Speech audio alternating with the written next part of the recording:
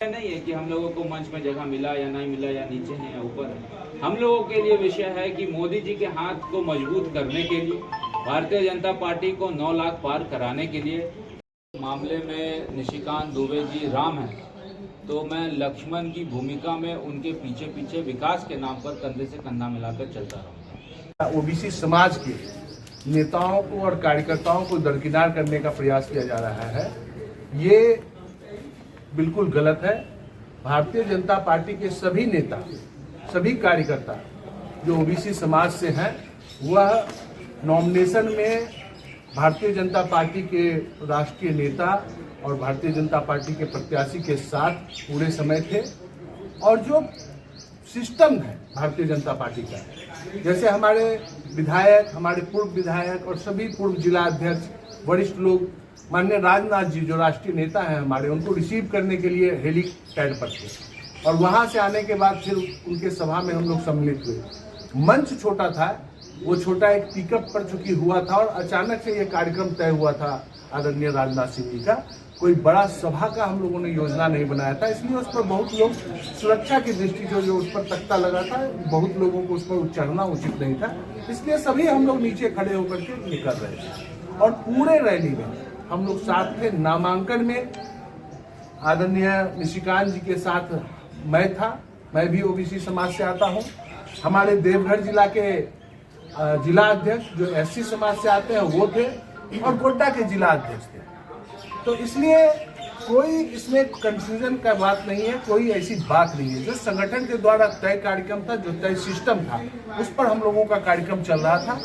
लेकिन समाज में एक ओबीसी संगठन के नाम से जो एक चल रहा है संस्था, जो एक कोई ओबीसी समाज के हित की बात नहीं सोच करके वह कुछ लोगों के द्वारा राजनीतिक हथकंडा अपना रहा है। वो लोग जिस प्रकार से इस चीजों को दिखाने का काम किया सोशल मीडिया के माध्यम से, वह सरासर गलत है। और जो राजकुमार जी की बात वो बोल रहे हैं, उनके बारे में गोड्डा के समाज के लोग जानते हैं, उस पर ज्यादा हम नहीं टिप्पणी करना चाहेंगे कि उनका क्या व्यवहार विचार है। और वो राजद के कार्यकर्ता की तरह काम करते हैं और राष्ट्रीय जनता दल से जुड़ करके वह ओबीसी समाज काम करता है। पिछले दिनों जब उन लोगों का कोई कार्यक्रम था, उसमें भी आदरणीय सूरज मंडल जी जैसे वरिष्ठ ओबीसी समाज के नेता को उन लोगों ने दुमका के अंदर बेइज्जत करने का काम किया और यहाँ आज ओबीसी समाज की बात कर रहे हैं। इसलिए भारतीय जनता पार्टी माननीय मोदी जी के नेतृत्व, जो ओबीसी समाज के हमारे राष्ट्रीय नेता हैं, पूरे पार्टी के अंदर आज ओबीसी समाज का प्रतिनिधित्व अगर आप देखें तो जनसंख्या के हिसाब से उनको प्रतिनिधित्व मिल रहा है। और भारतीय जनता पार्टी में सबसे ज्यादा ओबीसी समाज के लोग सम्मान पा रहे हैं, इसमें कहीं कोई कंफ्यूजन नहीं होना चाहिए। इतना ही मैं आप लोगों को जानकारी देना चाहता हूँ। हमारे प्रदेश के प्रवक्ता गोड्डा के विधायक माननीय अमित जी हैं, हमारे वरिष्ठ नेता गोड्डा जिला से प्रदेश के उपाध्यक्ष आदरणीय अशोक जी हमारे बड़े भाई हैं। ये लोग आप लोगों को समझे। जगह तो छोटा नहीं था, लेकिन उसमें तो उपस्थित नहीं दिखाई नहीं। पिकअप आप एनएसजी का ये मामला था, तो उसमें उस पर बहुत लोगों को चढ़ने से एनएसजी रोक रही थी। रक्षा मंत्री का ये है, आप समझिए कि रक्षा मंत्री इस प्रकार से कहीं पर आके नुक्कड़ में खड़ा नहीं हो जाते हैं। वो तो गोड्डा में माननीय निशिकांत जी का कार्यक्रम था कि वो खड़े हो गए। इसलिए उनकी सुरक्षा को ध्यान में रखते हुए हम लोगों को भी वहाँ पर कोई बहुत ये नहीं करना था और बहुत कम समय में कार्यक्रम तय हुआ था। तो जो कार्यक्रम तय हुआ उस अनुरूप सारा चीज हुआ। अब हम लोग वहाँ से आए, हेलीपैड पर हम लोग सभी उपस्थित थे, आप लोग देख रहे हैं, और वहाँ से हम लोग उनके पीछे आए और फिर उनका भाषण शुरू हो गया। अब उस बीच में उस पिकअप पर सब लोग धक्का मार के चढ़े, तो एक राष्ट्रीय नेता की गरिमा का भी तो ख्याल रखना है। ऐसा कोई विषय नहीं था जिसको कि ओबीसी मोर्चा के नाम पर जो संगठन चल रहा है, जिस प्रकार से उसको उठाया है, वह गलत है। मामले में निशिकांत दुबे जी राम है, तो मैं लक्ष्मण की भूमिका में उनके पीछे पीछे विकास के नाम पर कंधे से कंधा मिलाकर चलता रहूंगा। और यदि आप कहीं पे भी फोटो देखेंगे प्रभु श्री राम का, तो लक्ष्मण जी उनके पीछे ही खड़े रहते। तो ये हमारे लिए मुद्दा नहीं है कि आगे हैं या पीछे हैं या ऊपर हैं या नीचे हैं। सवाल बस इतना ये है कि यदि भारतीय जनता पार्टी के कल्चर को समझना है और यदि भारतीय जनता पार्टी के सिस्टम को समझना है, ये भी समझना होगा कि यदि पार्टी के पदाधिकारी, चाहे वो प्रदेश अध्यक्ष हो या संगठन के महामंत्री मंत्री हो, वो जब भी बैठेंगे तो वो स्टेज के ऊपर बैठेंगे और विधायक हो और सांसद वो स्टेज के नीचे बैठते हैं। जो भारतीय जनता पार्टी के संगठन को समझता है वो जानता है इस बात को कि पार्टी में कोई विधायक सांसद नहीं होता, सब कार्यकर्ता होता। और नॉमिनेशन जब हो रहा था तो हम लोग विधायक के तौर पर वहाँ पे नहीं थे, हम लोग भारतीय जनता पार्टी के एक सच्चे सिपाही के तौर पर थे और हम लोगों को जवाबदेही जिस चीज़ की मिली थी उसको पूरा करने के लिए हम लोग हेलीपैड में गए थे।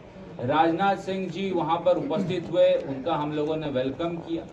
उनका काफिला बहुत बड़ा होता है, 10-15 गाड़ी का, तो उनका ही काफिला था। तो स्वाभाविक सी बात है जब काफिला चलेगी तो हम लोगों की गाड़ी पीछे रह जाएगी और पीछे रहने के कारण भी हो सकता है कि वो स्टेज पे जल्दी पहुंच पाए और उसके बाद हम लोग थोड़ा लेट से पहुंचे। तो एक नॉर्मल प्रक्रिया, इसमें बहुत ज़्यादा मुझे लगता है कि बात का बतंगड़ बनाने की आवश्यकता नहीं थी।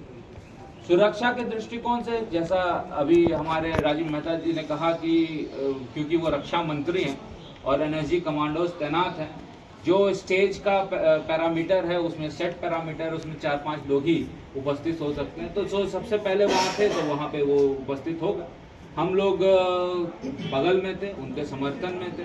ये हम लोग के लिए विषय नहीं है कि हम लोगों को मंच में जगह मिला या नहीं मिला, या नीचे है या ऊपर है। हम लोगों के लिए विषय है कि मोदी जी के हाथ को मजबूत करने के लिए, भारतीय जनता पार्टी को 9 लाख पार कराने के लिए हम सारे कार्यकर्ता कंधे से कंधा मिलाकर डॉक्टर निशिकांत दुबे जी के पक्ष में खड़े हैं। मैं ओबीसी समाज से आता हूं, हमारे पूर्व विधायक अशोक जी ओबीसी समाज से आते हैं, राजीव जी ओबीसी समाज से आते हैं। जब हम लोग बढ़ चढ़कर इतना प्रयास कर रहे हैं कि भारतीय जनता पार्टी का जो यहाँ पर मिशन है उसको कामयाब करें, स्वाभाविक सी बात है इसको देख के कोई व्यक्ति नाराज होगा ही।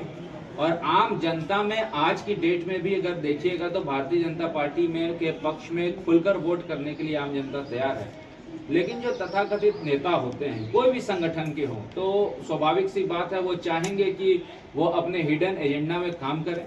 और ये जो मोर्चा चल रहा है, मैं तो मोर्चा का नाम जान भी नहीं रहा हूँ। 2-3 बार मुझे इन्विटेशन दिया गया था तो मैंने कहा था कि ये मुझे लगता नहीं है कि न्यूट्रल मोर्चा है, तो इसमें मेरी भागीदारी नहीं रहेगी, क्योंकि इसमें जेएमएम के कार्यकर्ता पदाधिकारी हैं, राजद के कार्यकर्ता पदाधिकारी हैं, कांग्रेस के कार्यकर्ता पदाधिकारी हैं।